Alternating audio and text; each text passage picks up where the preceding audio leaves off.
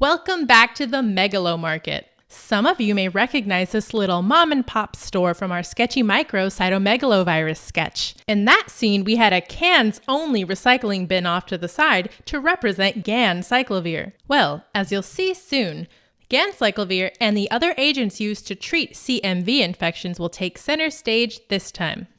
CMV infections occur primarily in the setting of advanced immunosuppression, typically due to reactivation of latent infection. Although the incidence of HIV-infected individuals has markedly decreased with the advent of potent antiretroviral therapy, clinical reactivation of CMV infection after organ transplantation is still prevalent. Oral valganciclovir is commonly used for prophylaxis and treatment, and just like last time, let's sketch in our green cans-only recycling bin in order to emphasize that we're talking ganciclovir here. Though other agents will be covered as well, including cidofovir and foscarnet, the returning fan favorites from our Hermes airline sketch.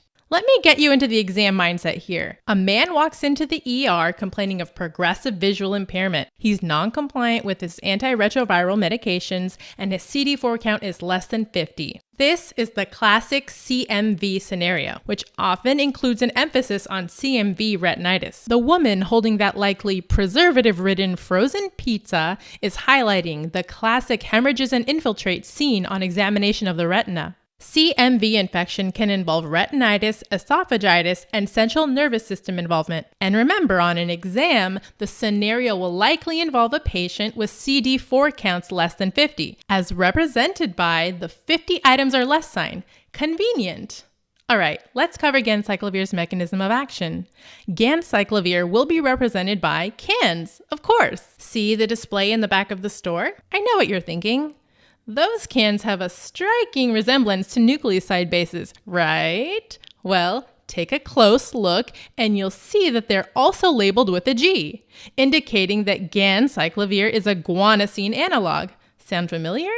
Yep, it's just like the acyclovir luggage from our Hermes airline sketch, also a guanosine analog. The mechanism of action for ganciclovir is largely the same. It gets phosphorylated 3 times before incorporating into viral DNA and getting jammed in the polymerase. And just like last time, we need a virally encoded phosphorylating enzyme to perform the first phosphorylation step. See Braden here? It's his first summer job, and already he's overwhelmed with his duties as the inventory guy, the classic entry-level position. I want to emphasize here that ganciclovir is first converted into ganciclovir monophosphate via CMV-encoded protein kinase. This is an important distinction because this contributes to its specificity for CMV-infected cells. The subsequent phosphorylation steps are then taken over by cellular enzymes. Well, our price checker here is marking the cans with a P sticker, representing that first phosphorylation step. Remember, because he is a cytomegalo employee, he represents a virus kinase, like the one produced by CMV. For the second and third phosphorylation step, let's sketch in 2 unruly kids going crazy with the price sticker guns. Notice that a second and third phosphorylation sticker are getting added to the cans. These punks represent the cellular kinases that eventually generate ganciclovir triphosphate. Now a nucleotide analog, ganciclovir can readily compete with deoxyguanosine triphosphate for viral DNA polymerase. That will be depicted here as their mom sends these triphosphate cans down the conveyor belt, and it looks like they're going to get into a jam at the junction, messing up the flow. This junction represents the viral DNA polymerase, just like at our Hermes airline. The single conveyor belt has a DNA helix design, which splits into 2 equal double-stranded helix paths, just like DNA-dependent DNA polymerase. When ganciclovir triphosphate gets incorporated into replicating viral DNA synthesis is terminated. Remember that first virus-encoded kinase step. CMV can gain resistance to ganciclovir from mutations in its protein kinase, resulting in decreased levels of its active form of ganciclovir. We'll see this a little later. See that woman at the free samples tray in front of the store? Her appetite as insatiable as her outfit is inappropriately medieval themed? She will represent valganciclovir, a prodrug of ganciclovir with better oral bioavailability. Notice that the word value highlights valganciclovir.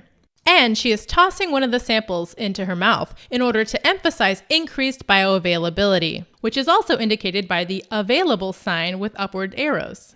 Valganciclovir is as effective as IV ganciclovir for the treatment of CMV retinitis and is also indicated for the prevention of CMV disease in high-risk solid organ and bone marrow transplant recipients.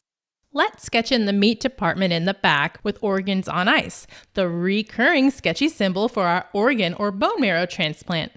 Remember that IV ganciclovir or oral valganciclovir not only treats active disease, but can also be used to prevent clinical infection in immunocompromised patients. The adverse effects and resistance patterns of valganciclovir are the same as those with ganciclovir. The big one to remember on the exam is myelosuppression. Ganciclovir and valganciclovir are associated with bone marrow suppression, particularly leukemia, which can usually be managed with hematopoietic growth factors. So we've changed the sample tray into the shape of a bone. And notice that Renaissance fair lady over here is gluttonously devouring the marrow. During ganciclovir or valganciclovir therapy, patients should be monitored for hematologic toxicity. And keep in mind that these effects may be additive in patients receiving concurrent administration of other myelotoxic agents such as zidovudine, one of the NRTI agents used in treating HIV.